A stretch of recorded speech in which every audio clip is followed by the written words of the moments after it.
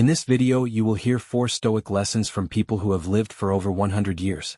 These lessons will help you control your emotions, live fully, and find peace, no matter how challenging life is. Watch until the end to change your perspective on life. What truly matters after living more than a century?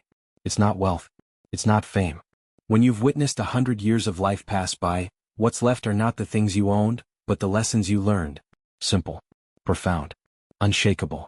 Today we turn our ears and our hearts to the voices of those who have lived through wars, revolutions, love stories, and quiet mornings. They've seen life unfold in every color. And in their eyes we find something rare: clarity. These centenarians, people who've lived past 100, carry with them more than memories. They carry wisdom. And whether they know it or not, they embody a philosophy that dates back over 2,000 years. They are living examples of Stoicism, not the cold, emotionless version some imagine, but the real kind. The kind rooted in courage, in acceptance, in knowing what we can control and what we must let go. One woman, 104 years old, said, "Every morning I wake up, I thank the day. I don't ask for anything else. Gratitude. Presence. That's Stoicism." A man, 102, laughed when asked about stress. He said, "Why waste time worrying? If I can fix it, I fix it. If I can't, I go for a walk." That's Amor Fati, the love of fate. They didn't read Epictetus or Seneca. They lived it. Not chasing control. Not drowning in anxiety. But showing up every day with a kind of quiet strength. There's something deeply inspiring about that. Because in a world addicted to speed and noise, they remind us. Slowness is not weakness. Silence is not emptiness. It is in the slow moments, the still moments, that we often see the truth. These elders don't talk about hustle culture. They talk about kindness. They don't measure time in hours and minutes, but in meaning. And that's the gift they offer us. Not in books. Not in lectures. But in the way they sip tea. The way they smile without rushing. The way they hold pain and still choose joy. So, what remains after a century of living? A deeper understanding. A lighter heart. And a clear vision of what truly matters. Not what you own, but how you live. Not what happens to you, but how you respond. Let's listen. Let's learn. And maybe, just maybe, let's start living as if we, too, had 100 years of wisdom to guide us. Because the truth is, we don't need to live a century to begin living wisely. We just need to start now. We can't control time. We can't pause it. We can't rewind it. But what we can control is how we live each moment. The Stoics never promised we could avoid aging. They never claimed we could stop the years from passing. What they taught instead was more powerful. We can shape how we meet each day. With purpose. With presence. With strength. Cliff is 101 years old. But he doesn't count the years. He counts the days well lived. And that makes all the difference. When asked about his secret, he didn't talk about medicine or diets. He said, "I try to make every day matter. If I wake up, it's a good day. What I do with it, that's up to me." That is Stoicism in its purest form. Not just an idea. A way of life. The world measures age in numbers. Cliff measures it in meaning. And that's the shift that changes everything. You see, the Stoics believed the good life wasn't found in how long you lived, but in how deeply you lived. Not in the years behind you, but in the choices in front of you. Cliff wakes up with a mindset many people never find. He doesn't chase what he can't control. He doesn't cling to the past. He lives fully, simply, intentionally. And in doing so, he teaches us something priceless. That every day is a gift. That we can choose how we respond even when life isn't easy. That attitude shapes experience. Seneca once said, "While we wait for life, life passes." Cliff doesn't wait. He lives. He laughs often. He helps others. He takes walks, reads, sits in silence, and reflects. He doesn't waste time worrying about things outside his control. He focuses on the only place his power truly exists. Within himself. That's what Stoicism offers us. Not a shield from age. But a compass through it. So the question is not, how many years will we live? The question is, how many days will we truly be alive? Because the truth is, you don't need to be 101 to live like Cliff. You just need to begin now. To stop waiting. To start choosing. Each day. With clarity. With intention. With heart. That's the Stoic path. And it's available to us all. Right here. Right now. Pain is not weakness. Grief is not failure. And emotions? They're not enemies. Stoicism doesn't ask us to suppress how we feel. It invites us to face it. To hold it. And to rise above it. That's the heart of this ancient philosophy. Not cold detachment but courageous acceptance. Because real strength isn't about not feeling. It's about feeling fully and still choosing to carry on. There's a story of a mother who lost her child. The kind of pain that brings silence. That reshapes a soul. At first she thought she couldn't go on. She believed the sadness would swallow her whole. But then, slowly, quietly, she began to understand. This pain, this deep ache in her chest was love. Love with nowhere to go. And instead of pushing it away, she let it stay. Not as a wound, but as a memory. As a presence. As a part of her that would never fade. The Stoics never told us to run from suffering. They showed us how to walk through it. Seneca lost a child. Marcus Aurelius lost several. They wrote about their grief, not with bitterness but with clarity. Not denying the hurt but transforming it into wisdom. Because even the heaviest sorrow can be a doorway. To deeper compassion. To greater resilience. To a life lived more consciously. When we accept that pain is part of life, we stop wasting energy resisting it, and we begin to grow through it. This is what Stoicism teaches. To feel loss and still give. To hold sadness and still smile. To break and rebuild piece by piece stronger than before. That mother? She wakes up now with a quiet kind of grace. She honors her child not by forgetting, but by living a life full of love. She plants flowers. She writes letters. She helps others heal. And in doing so, she becomes a light. Not despite her pain, but because of it. This is not about being fearless. It's about being brave with fear. Not about never crying, but about finding meaning in the tears. So if you're holding grief, you are not alone, and you are not broken. You are becoming. Let the pain shape you. Let the love remain. And step forward not to forget, but to live. Stronger, softer, wiser. This is Stoicism.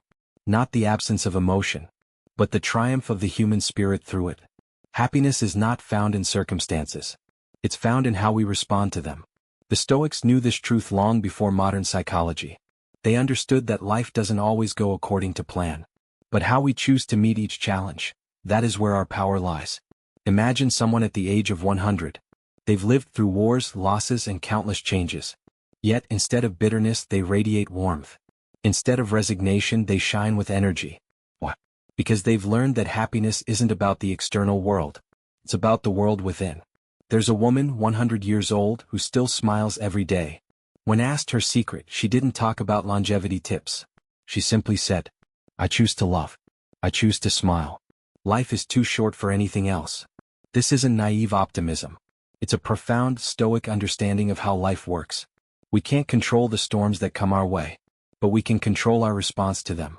We can choose to greet hardship with resilience. We can choose to greet joy with gratitude. The Stoics taught that happiness doesn't depend on how much we have, but on how much we can appreciate what's right in front of us. A loving heart, as they said, doesn't age with time. It grows deeper. It grows stronger. At 100, this woman still finds joy in small things. The sound of birds singing. The warmth of the sun on her face. The laughter of children playing. For her, life is not something to endure. It's something to embrace moment by moment. The Stoics didn't just teach us how to endure hardship. They taught us how to live fully, no matter what life throws our way. You see, happiness is a choice, not a result. It's not something you wait for, it's something you create. And just like this woman, we have the power to choose it. To choose to look at life with a heart full of love. To see the beauty even in the cracks. This isn't about pretending everything is perfect. It's about choosing to find peace in the imperfection. It's about being present and finding joy in now, regardless of the past or future. So the question isn't, how much happiness can I find today? It's, how can I choose to live happily today? And the answer? It's inside you. It's in how you respond. It's in the love you choose to give. It's in the gratitude you choose to feel. As the Stoics taught us, happiness is not a destination. It's a way of being. And you can begin it right now. Life is not easy. And the Stoics never promised it would be. They didn't offer us a path free from pain, loss, or struggle. What they offered was something far more powerful. The wisdom to face life's challenges with strength, calm, and clarity. You see, Stoicism is not about avoiding hardship. It's about how we meet it when it comes. The Stoics teach us that we can't control everything. We can't stop bad things from happening. We can't shield ourselves from the storms of life. But we can control how we respond. We can choose to stand firm no matter how strong the winds blow. Imagine walking a difficult path, one full of obstacles. It might feel overwhelming. it might seem impossible. But if you have a steady heart, if your mind is clear, you will keep walking, one step at a time. Marcus Aurelius, one of the greatest Stoic philosophers, faced unimaginable pressure. As the emperor, he dealt with war, betrayal, and personal loss. Yet, his writings are filled with reflections on how to stay peaceful, even in the midst of chaos. He didn't ask for an easy life. He asked for the strength to meet life head-on, with courage, with grace. The Stoic path is not about avoiding challenges, but about learning to remain unshaken when they come. It's about finding peace not by eliminating stress, but by changing our response to it. The Stoics knew that our minds are powerful. When we choose to cultivate inner calm, when we choose to act from a place of wisdom rather than fear, we find peace in the midst of turmoil. This doesn't mean we won't feel pain. It doesn't mean we won't face tough moments. But it does mean we'll walk through them differently. With a heart that's steady. With a mind that's clear. With the courage to keep going. The Stoics understood that it's not about the length of the journey, but about how we walk it. Do we walk with purpose? Do we walk with resilience? Do we walk with peace? This path is not easy, but with a strong heart we can walk it. And in the end we will arrive, calm, unshaken, and at peace. So when life gets tough, remember this. You may not be able to change your circumstances, but you can change your response. And in that choice lies your true power. You may not have an easy life, but with a steady heart you will always find your way. And that is the path to true peace. They didn't read Marcus Aurelius. They didn't quote Seneca. But their lives? Their lives are the most vivid living philosophy you'll ever encounter. Sometimes we get caught up in the idea that wisdom is found only in books. That the greatest minds are only those who write pages upon pages of thoughts, theories, and principles. But what if the truest form of wisdom isn't written in words at all? What if it's written in the way we live our lives? There are people around us, every day, who embody Stoicism without ever knowing the word. Their lives, simple yet profound, teach us the essence of this ancient philosophy. The way they face hardship, the way they greet each new day, the way they endure loss. All of this is Stoic in its purest form. You don't need to be 100 years old to understand Stoicism. You just need to understand how to live each day with intention. Think about it.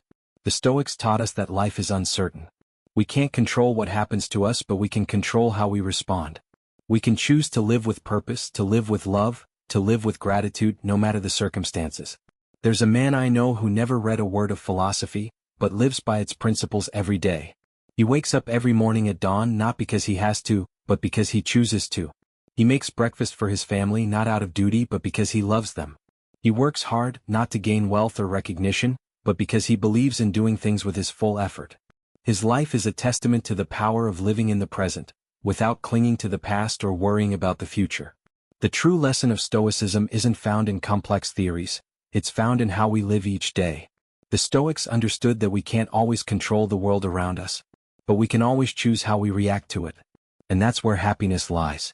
Not in the things we accumulate, not in the status we achieve, but in the way we live today. Live as if today is the most meaningful day of your life. It sounds simple, but it's profound. Because when we live this way with purpose and presence, we stop waiting for life to happen to us. We start making life happen. So, the question is not, how long will I live? The question is, how will I live today? Will I live with intention? Will I live with love? Will I live with gratitude? You don't need to read thousands of pages of wisdom. You just need to live each day with heart, with presence, with meaning. Because in the end, life itself is the greatest philosophy of all.